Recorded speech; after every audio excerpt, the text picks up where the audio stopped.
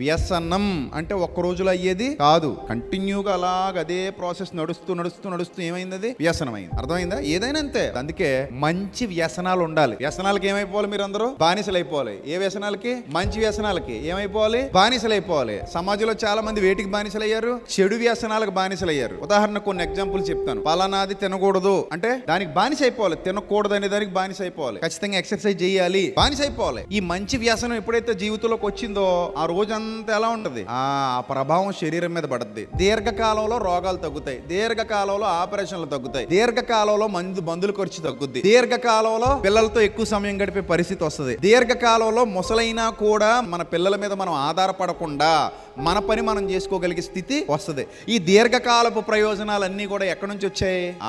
మంచి వ్యసనాలు చేసుకొని వాటిని అనుసరించడం వల్ల వచ్చాయి. మీకు అర్థమైందా? ఈ రోజు కొంచెం ఇబ్బందిగా ఉన్నా రేపన్న రోజు మన జీవితం ఎలా ఉంటుంది? బాగుంటది.